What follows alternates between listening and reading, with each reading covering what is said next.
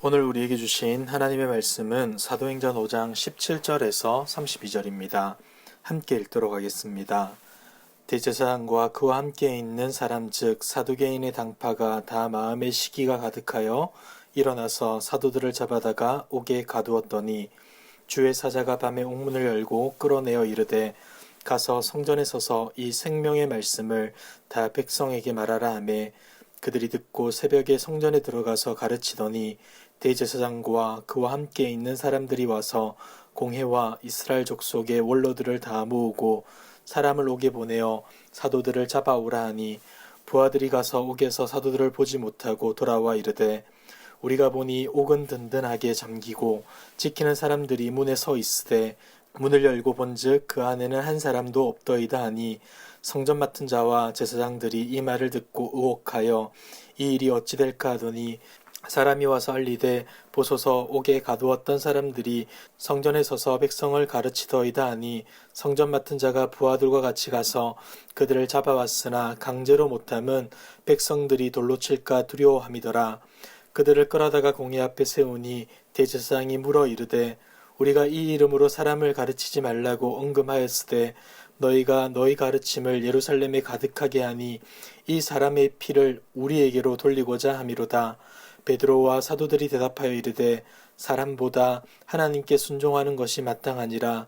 너희가 나무에 달아 죽인 예수를 우리 조상의 하나님이 살리시고 이스라엘에게 회개함과 죄사함을 주시려고 그를 오른손으로 높이사 임금과 구주로 삼으셨느니라.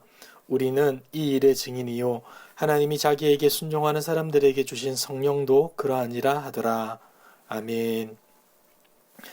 사장에서 베드로와 요한을 체포할 때 제사장들과 성전 맡은 자들 그리고 사두개인들이 왔었습니다. 그런데 이번에는 대제사장과 그와 함께한 사두개인들이 사도들을 대항하여 일어납니다. 17절과 18절입니다. 대제사장과 그와 함께 있는 사람 즉 사두개인의 당파가 다 마음의 시기가 가득하여 일어나서 사도들을 잡아다가 옥에 가두었더니 누가는 이들이 시기로 가득 차 사도들을 옥에 가두었다고 기록합니다.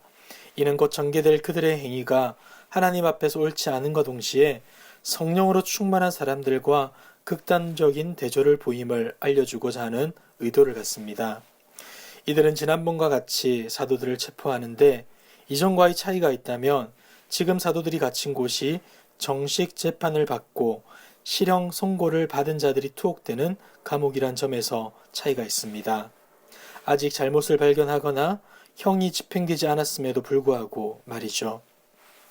그러나 주님은 그의 천사를 보내어서 억울하게 갇힌 사도들을 옥에서 나오게 합니다. 그리고 나서 성전에 가서 생명의 말씀을 백성들에게 가르치라 명합니다. 20절입니다.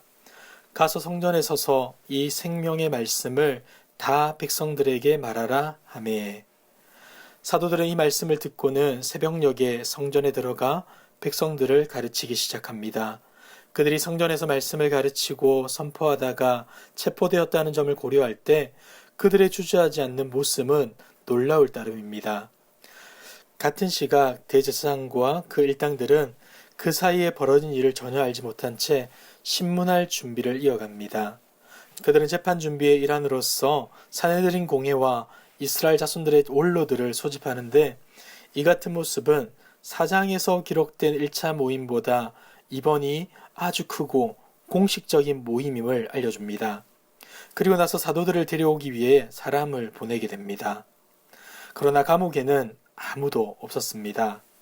감옥의 문은 굳게 잠겨 있고 간수들은 보초를 서고 있었지만 사도들은 없었습니다.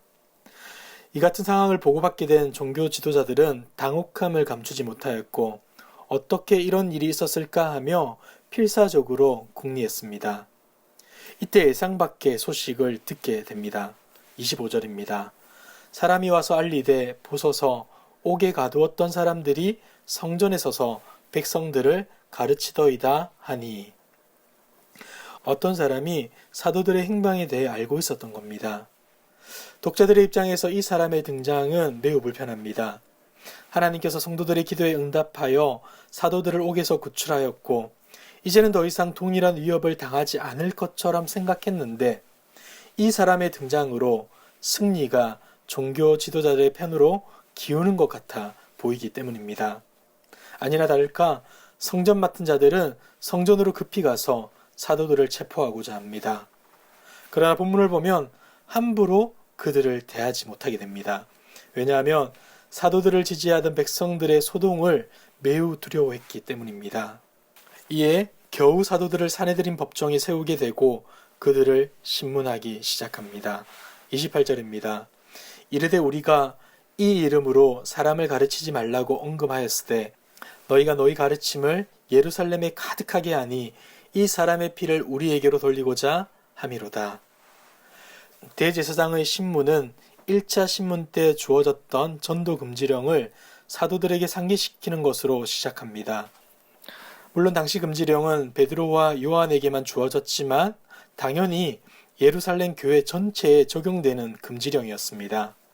그리고 오늘의 본문의 내용에 담긴 표현을 보면 특이한 점 하나를 발견할 수 있습니다. 대제사장은 사도들에게 훈계의 말을 하면서 예수님의 이름 대신에 이 이름으로 그리고 이 사람의 피를 이란 표현을 사용합니다. 자신들에게 크나큰 골칫거리를 안겨주는 사도들과 그들의 스승인 예수님을 얼마나 증오하고 경멸했으면 이런 표현을 사용했을까 하는 생각을 들게 합니다. 이런 마음을 가진 대제사장의 신문의 내용, 크게 두 가지로 나눌 수 있습니다.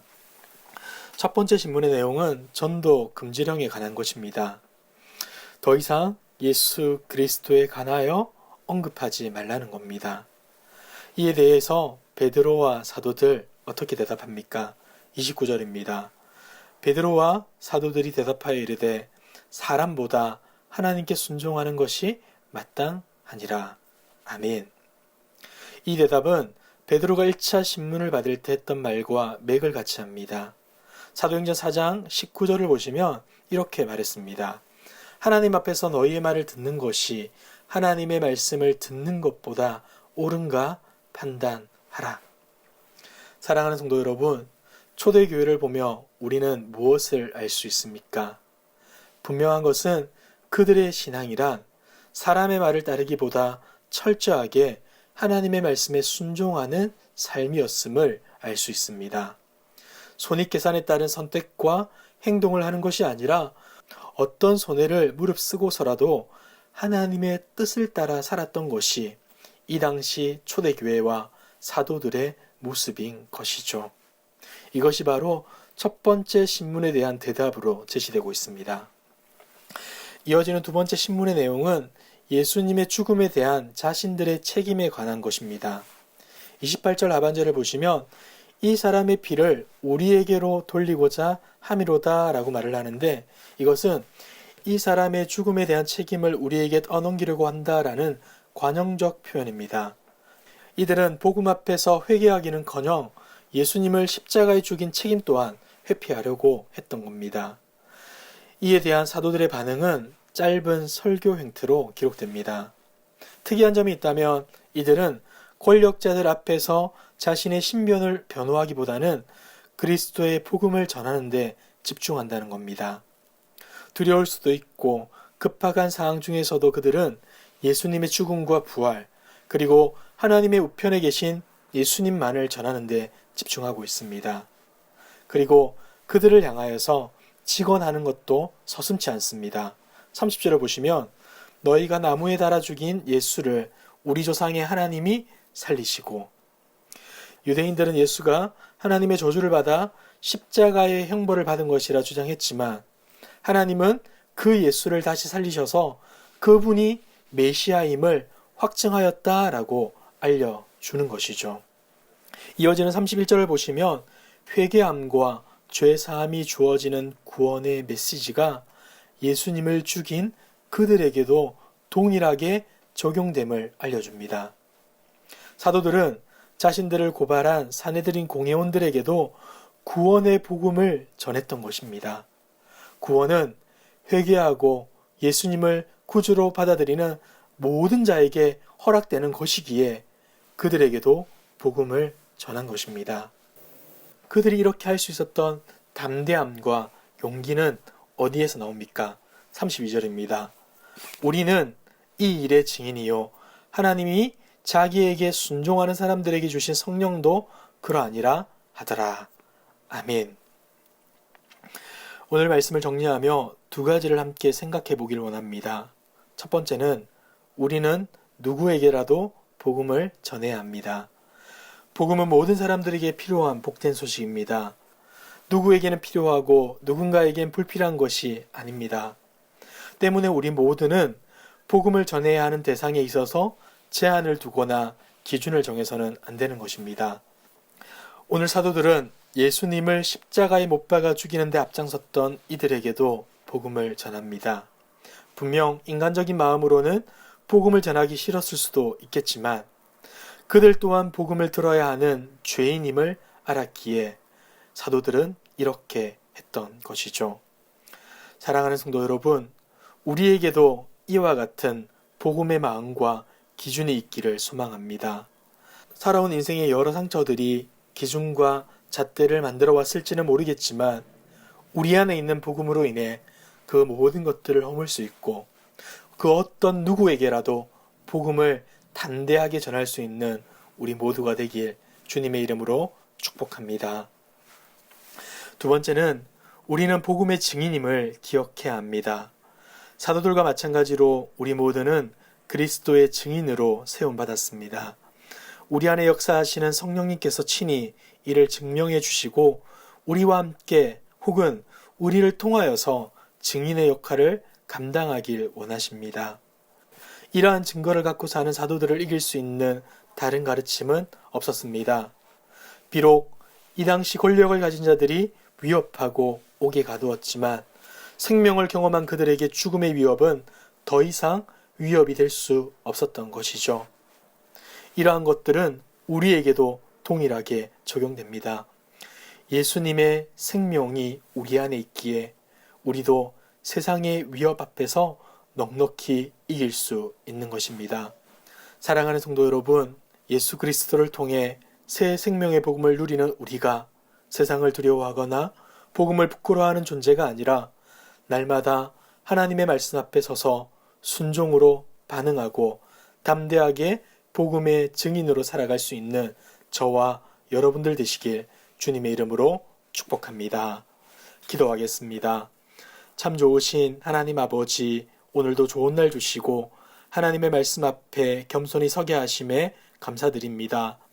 오늘 초대교회 사도들의 사역의 현장을 보며 우리 또한 복음을 위해 부름받은 증인임을 다시금 기억하게 됩니다.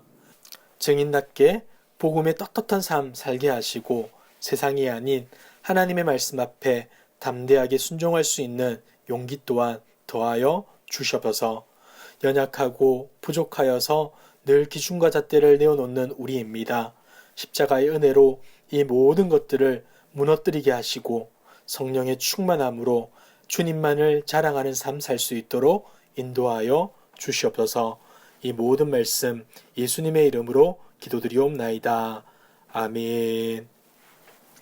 이 시간 주신 말씀을 붙들고 기도하시고 주간 기도 제목을 따라서 훈련과 교육을 위해 기도하겠습니다. 모든 훈련을 통하여서 예수님을 닮은 온전한 제자들로 세워지도록 주일학교와 청년들이 부흥하도록 담임 목사님과 모든 말씀 사역자들이 그리고 주일학교 교사들이 맡겨진 사명 잘 감당할 수 있도록 기도해 주십시오. 그리고 코로나19 공동기도문으로 함께 기도하겠습니다. 기도하겠습니다.